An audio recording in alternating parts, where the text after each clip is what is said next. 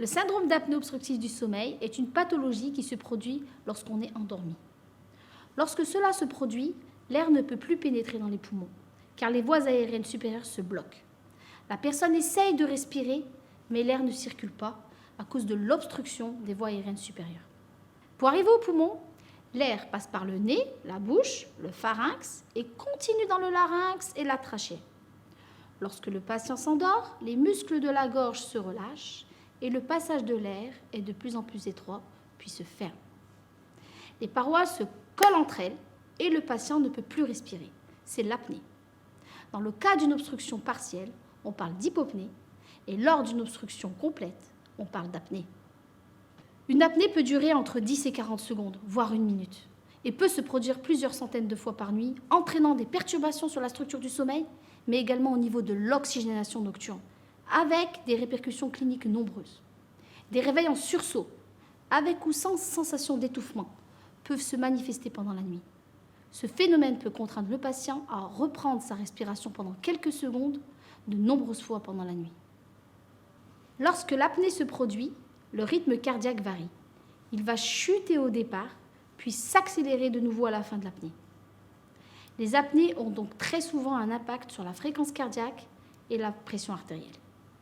Concrètement, les personnes ronflent pendant leur sommeil, puis parfois ne font plus de bruit pendant un moment, avant de reprendre bruyamment leur respiration. Non seulement leur sommeil est perturbé, mais aussi celui de leur conjoint. Quand il dort, le patient n'a pas forcément conscience de ses troubles respiratoires, et c'est souvent l'entourage qui s'en rend compte. Un examen approfondi du sommeil, avec analyse des apnées, permet de poser le diagnostic. À cause de la nuit agitée et fragmentée par de très courts réveils, le sommeil n'est pas réparateur.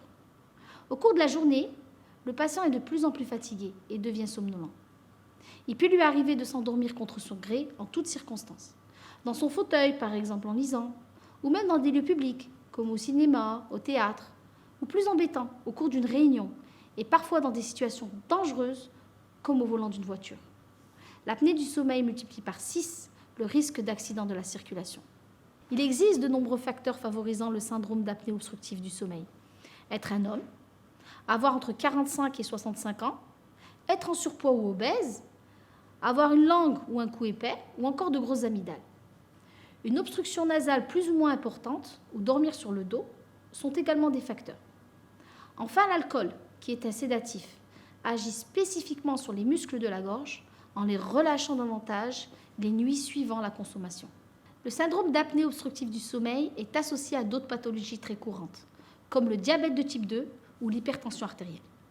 Aussi, si vous présentez un syndrome d'apnée obstructive du sommeil non traité depuis longtemps, les risques d'accidents vasculaires cérébraux et des problèmes cardiaques sont plus importants. Les symptômes du syndrome d'apnée obstructive du sommeil sont doubles. Il y a des symptômes nocturnes et des symptômes diurnes.